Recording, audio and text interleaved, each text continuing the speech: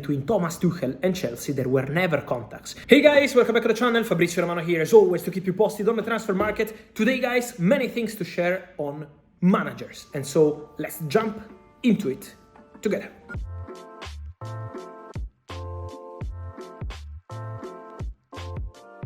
And so guys, many things to say about managers today. Let me go step by step. I have here my list so I can touch on all the names mentioned in the recent hours and days. And let me start with the breaking news. Francesco Farioli. We start with managers. The Italian coach of Nice, he did a very good job in the French club, is going to join Ajax. Agreement in principle between Ajax and Nice for the compensation fee. Francesco Farioli already has an agreement in principle with Ajax to join the Dutch club, and so the first Italian manager in Ajax history is set to sign the contract. It's about the final details, and then Francesco Farioli is expected to become the new Ajax manager.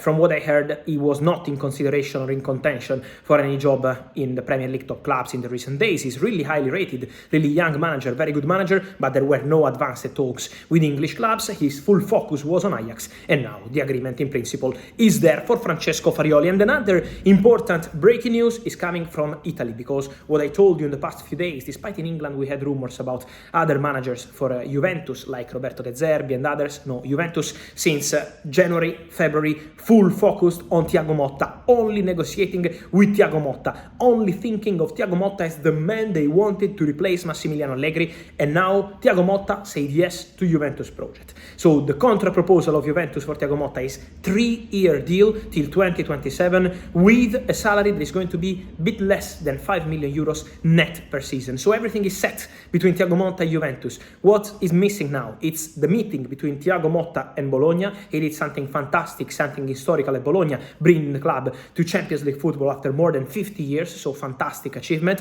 Thiago Motta wants to respect Bologna, to meet with the club, communicate, inform them about his decision to join Juventus, and then proceed to sign the contracts. But the contracts are already prepared for Thiago Motta to Juventus, so everything is set between Thiago and Juventus. So he's going to be new Juventus manager, waiting for the contracts to be signed, while for Milan the top candidate staying in Italy remains Paulo Fonseca. Meanwhile guys, important to enter also into other jobs. I keep repeating my exclusive news on Bayern. I told you in the past few days about the situation of Vincent Kompany. It's really important to mention Vincent Kompany because he already had 2 direct contacts with Bayern. It was 2 direct calls. Bayern first discussed internally the name of Vincent Kompany, the exclusive news I told you days ago, and now they are in direct contact with Vincent Kompany. So he's keen on the job. Vincent Kompany is understood to be excited by this possibility at Bayern. It depends now on the club whether they want to proceed all together with Vincent Kompany or not. All together means the directors, and they are really tempted by this possibility with Vincent Kompany. They consider him one of the most talented managers in the industry.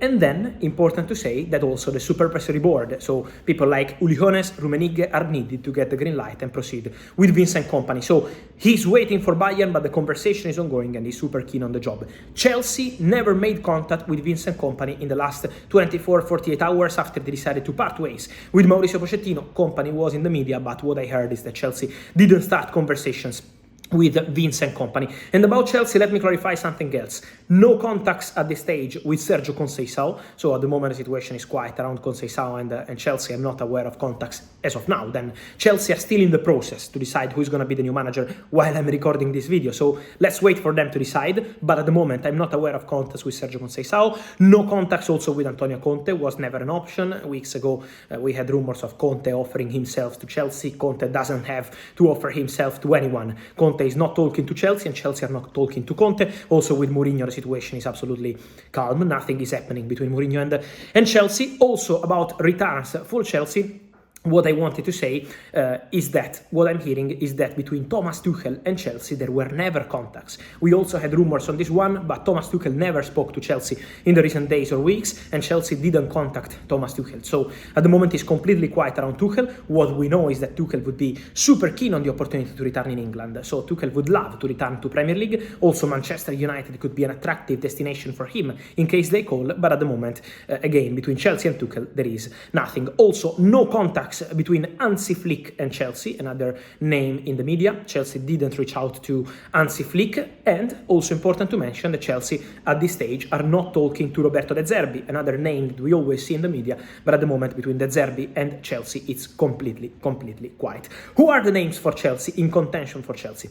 I told you guys about the list yesterday. I keep repeating some names. So some of them are Seb Hones at Stuttgart, very talented coach, highly rated at Chelsea. Some really think that he's going to be the next big one in terms of young talented managers, but he already said no to Bayern weeks ago because he wants to stay at Stuttgart and his intention remains to continue at Stuttgart. So not an easy one to convince at all, but Chelsea really appreciate him. Then we have to mention other possibilities that Chelsea discussed internally, like Thomas Frank, who was mentioned in internal meetings at Chelsea. And remember that Chelsea already appointed the set-piece coach from Brentford, so a very good relationship on that point could be important. So Thomas Frank is in contention. And then we have to mention also Kieran McKenna, who did an excellent job at Ipswich Town. My understanding is that Kieran McKenna is not negotiating a new deal at this point with Ipswich Town because his priority is to wait for clubs, different clubs, as soon as possible. So Kieran McKenna had conversations with several clubs,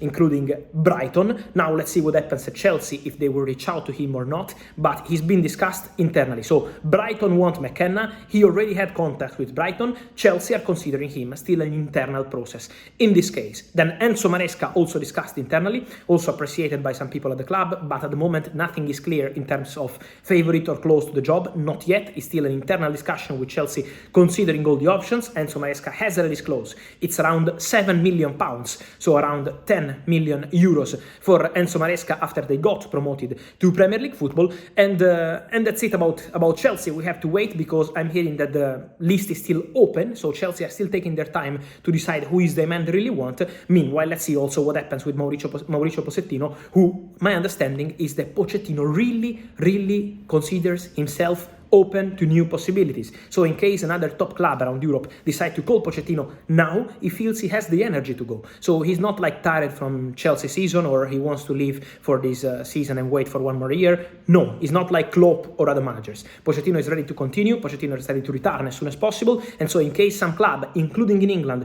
will call Mauricio Pochettino, he's absolutely open to this possibility. So keep an eye on Pochettino. On Xavi, still waiting, guys, for Barca to make a decision internally with Juan Laporta, the president, who has to make a decision with Xavi, has to meet with Xavi to decide what he wants to do with the manager. So that meeting is going to be crucial. Still not taking place, but that meeting is needed. Rafa Marquez and Hansi Flick remain the two candidates in Barcelona list to become the new coach in case Barca president Laporta decides to leave the conversations with Xavi and to let him leave the club at the end of the season. But for Xavi's situation, the meeting Laporta-Xavi is still absolutely crucial. Then many questions on Erik ten Hag, guys. Manchester United internal process to decide on Erik ten Hag's future is still ongoing, but I keep repeating the same. If you are following here on the channel, you know that in the recent days I'm always telling you Erik ten Hag situation is really open and it's not just about winning the cup on Saturday. It's a really open situation.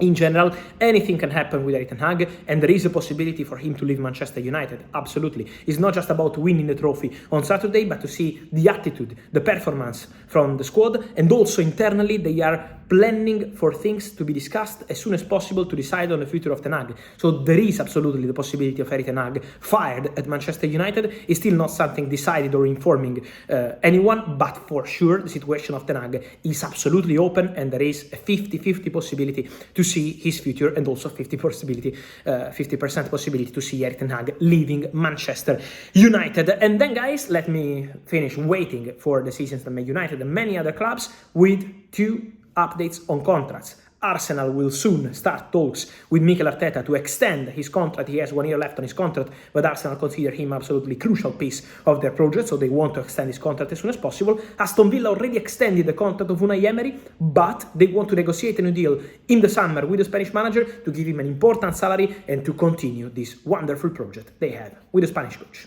And so, guys, let me know your thoughts on all these managers. I want your opinion on all these jobs, Chelsea, Bayern, Man United, and all the others. Let me know your feelings, guys, here in comments. Remember to like this video, turn on the notification bell, subscribe to the channel. See you soon with Fabrizio. Ciao.